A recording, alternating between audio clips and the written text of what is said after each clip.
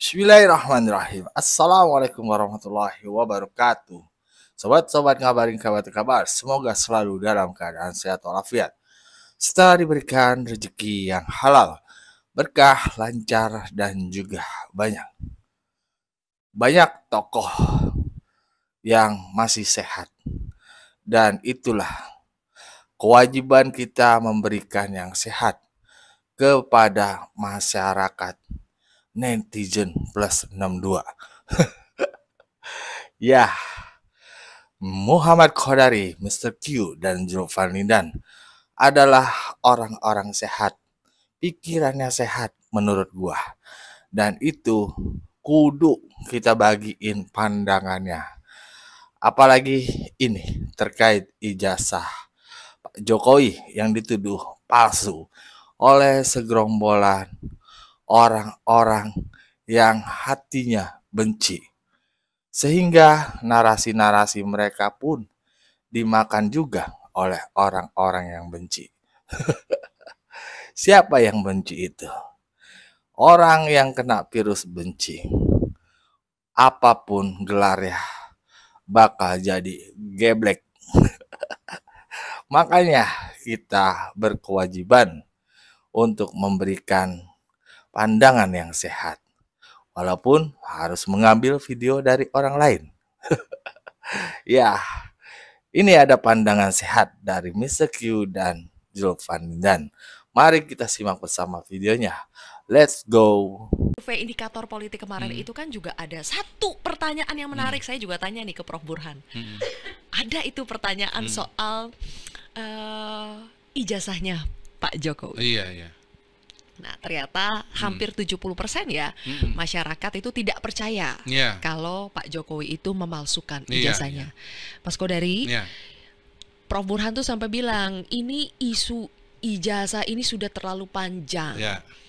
Dan Bang Ngabalin bilang juga tuh, kemarin saya wawancara, ini seperti ada yang merekayasa mendesain ini dengan anggaran yang besar, bertahun-tahun isu ini dipelihara.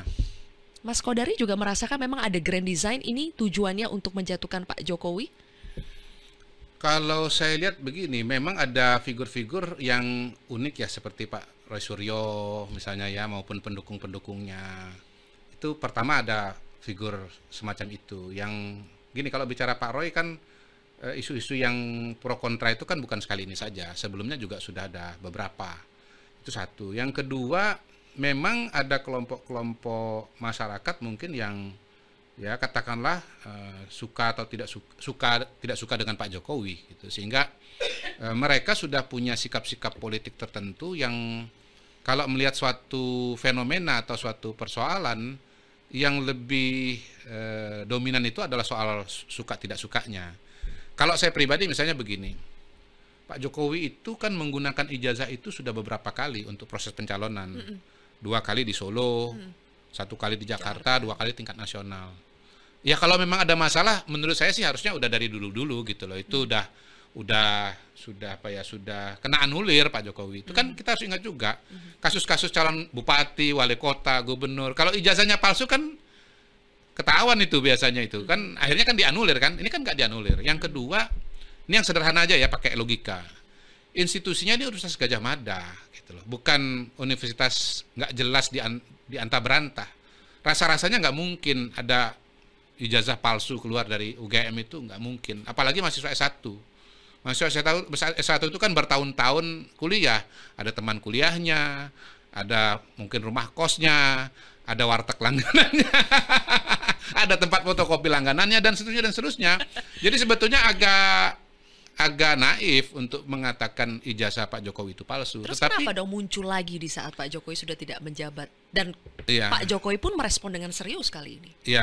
Ya mungkin Pak Jokowi merespon dengan serius karena justru udah karena berkepanjangan ya. Dan kan beliau melaporkan ya para orang-orang yang 5 orang itu. Mungkin itu adalah poin di mana Pak Jokowi mengatakan enough is enough.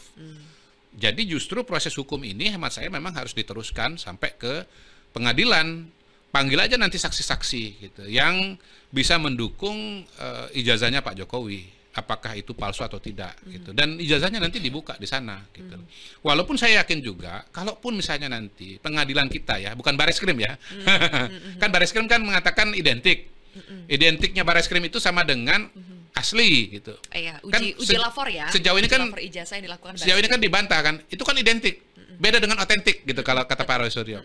Lah ini kan perbedaan terminologi aja.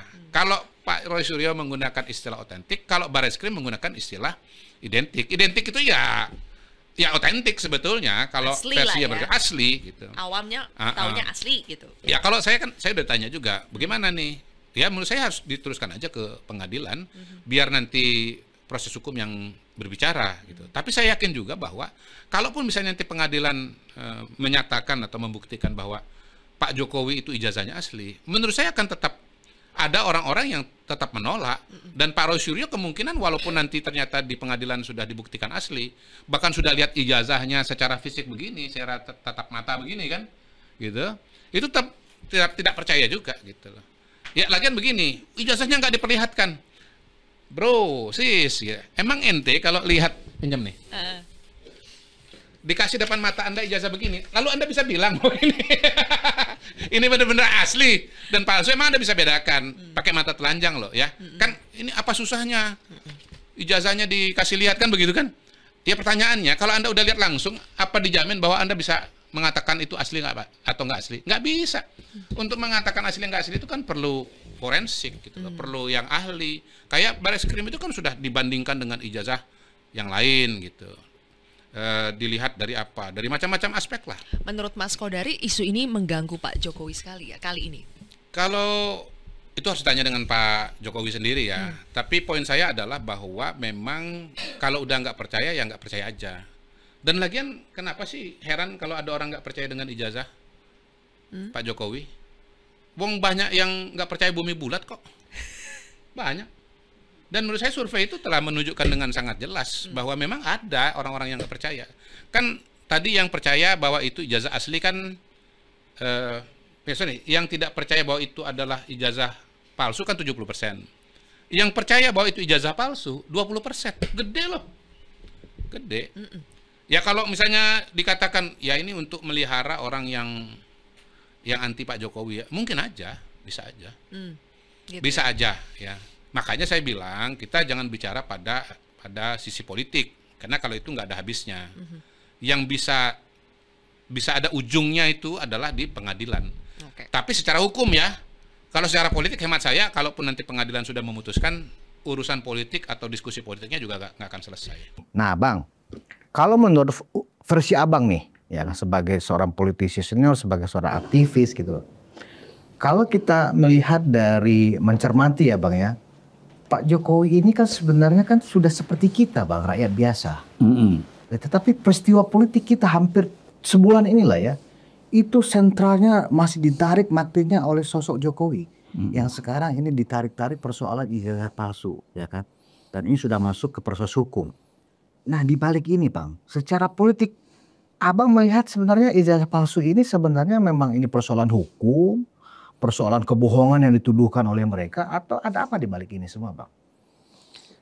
Ya terima kasih Budius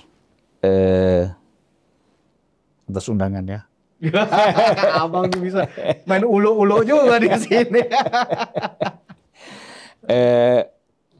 Sebenarnya bagi saya ya, untuk membicarakan persoalan-persoalan politik yang sedang hangat sekarang ini, terutama menyangkut persoalan ijazah Pak Jokowi, soal kepalsuannya, dan kemudian Bareskrim, lalu UGM, itu sudah menjelaskan secara terbuka bahwa ijazah itu adalah asli.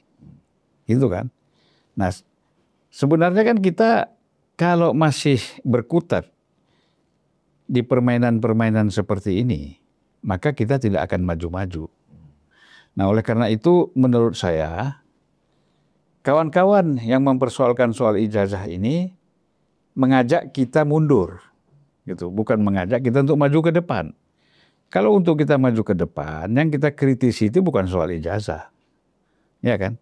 menurut saya ijazah itu penting bagi seseorang yang sudah melalui berbagai macam proses pendidikan.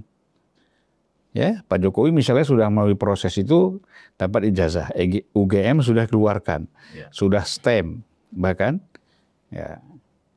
kalau kata Pak Mahfud MD bahwa kalau UGM sudah menyatakan bahwa ijazah itu asli, apalagi yang mau dipersoalkan? Ya kan? Yang dituntut dengan Jokowi dong. Kalau yang dikeluarkan oleh UGM itu palsu, tuntut UGM aja. yang mengeluarkan. Itu kata Pak Mahfud. Logiknya seperti itu. Masuk logiknya ya. Nah, tapi kan karena orang-orang ini memang dasarnya ada kebencian, ketidaksenangan kepada Jokowi, akhirnya terus yang menjadi target itu adalah Jokowi. Ya, untuk dipersoalkan, dipermasalahkan. Nah, kalau ini terus berjalan lama, saya kira udah hampir berbulan-bulan ini ya. Apalagi nanti masuk ke pengadilan, proses pengadilan panjang lagi. Nah, ini kita nggak maju-maju gitu. Jadi kapan pemerintahan ini mau bekerja? Walaupun Jokowi bukan lagi presiden ya, tetapi kan situasi politik ini kan mengganggu, ya kan? Karena sebagian masyarakat pendukung Jokowi juga masih cukup besar ya, dan simpatisannya juga cukup banyak gitu loh. Jadi udahlah, kita sebenarnya tidak ingin membahas masalah seperti ini. Justru kalau saya ingin menjelaskan bahwa tentang sosok Jokowi itu seperti apa sih? Iya, kenapa ya kan? sih Bang? Nah, kemudian masih banyak yang mengkhawatirkan, yang merasa perlu mempermasalahkan keberadaan Jokowi misalnya. Pertama kalau kita lihat, Jokowi ini punya strength ya, punya kekuatan. Kekuatan dia pertama adalah kalau dalam dunia organisasi corporate, ya, kekuatan Jokowi itu kan jelas dia ini seorang mantan presiden. 2 periode. 2 periode, figur yang sampai saat ini masih punya pengaruh dalam dunia politik kita. Betul. Itu satu. Kedua, Jokowi ini, relawan-relawan Jokowi ini masih solid. Gitu. Berada di belakang Jokowi dan mendukung Jokowi. Belum lagi sebagian masyarakat, apakah karena Jokowi dulu rajin turun, karena sembako, karena lain-lain, itu juga masih tersedot pada figur Jokowi ini. Itu kekuatan-kekuatan yang menurut saya perlu diperhitungkan. Dan ini juga yang saya kira diperhitungkan juga oleh lawan-lawan politik Jokowi. Nah, makanya mereka ingin merobohkan kekuatan-kekuatan Jokowi ini dengan merusak citra Jokowi dengan ijazah palsu dan lain-lain. Kan gitu. Ya, begitulah tadi pandangan dari Mr. Q di Metro TV dan juga Zulfan Lindan di Zulfan Lindan Unpacking. Bagaimana menurut sobat-sobat? Berikan pendapat di kolom komentar. Wassalamualaikum warahmatullahi wabarakatuh.